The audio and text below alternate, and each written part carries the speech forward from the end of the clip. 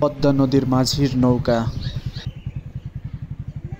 কুষ্টিয়া জেলার মধ্যে যে কয়েকটি সুন্দরতম স্থান রয়েছে তার মধ্যে রেইনিক পার্ক একটি অন্যতম স্থান।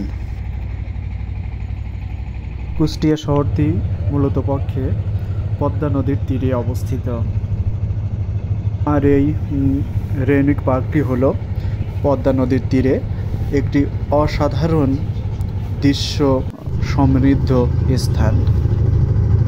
আমরা উপন্যাসে যে পদ্মা নদীর মাঝির গল্প শুনেছি, সেই পদ্মা নদীর মাঝি যে বাস্তবে আপনার চোখে ধরা দিতে পারে তা আপনি শুধুমাত্র এই পার্কে আসলেই বুঝতে পারবেন।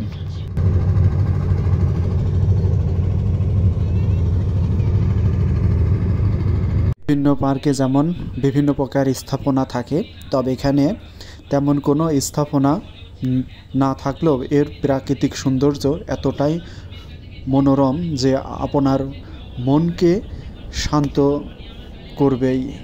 এমনিতেই আমাদের যে কোনো নদীর তীরে ঘুরতে খুবই ভালো লাগে, তার সাথে যদি এই নদীর তীরে মনোমুগ্ধকর পরিবেশ দেখা যায়, এই পরিবেশ দেখতে কার না আসলে ভালো লাগে।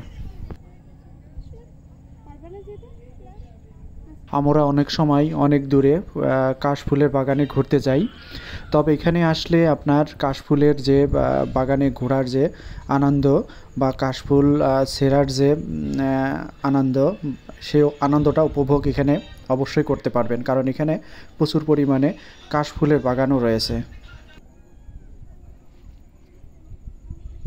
এই স্থানটি আমার সবথেকে বেশি ভালো লাগে মূলত পক্ষে একটি কারণে। প্রথমটি হলো যখন বর্ষার সময় তখন পদ্মা নদীর পানির এত পরিমাণ স্রোত দেখা যায় যে আসলে নিজের কাছে একটা ভয়ঙ্কর একটা পরিবেশ মনে হয়। আবার শীতের সময় যখন আসবেন তখন আপনার নদীর পানি এত পরিমাণে শান্ত যে মনে হয় যে যাই একটু পানিতে সাঁতার কেটে আসি, কারণ এত শান্ত পানিতে কোনো প্রকার ঢেউ বা স্রোত কোনো কিছুই থাকে না, শুধু মনোরম একটা পরিবেশ দেখা যায়।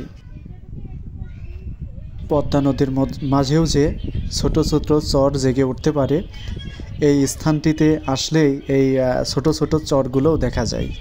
কুষ্টিয়ার এই রেইনিক পার্কে আসার জন্য শহরের মধ্যে থেকে যে কোনো রিক্সাওয়ালা বা অটোওয়ালাকে যদি বলেন যে রেইনিক পার্কে যাব, তাহলে আপনাকে অবশ্যই নিয়ে আসবে। আর পার্কে প্রবেশের মূল্য মাত্র 20 টাকা জনপ্রতি। এখানে আসলে কিছু সময়ের জন্য আপনার মন ইনশাল্লাহ অবশ্যই ভালো হয়ে যাবে স্থানটির প্রাকৃতিক দৃশ্যের জন্য।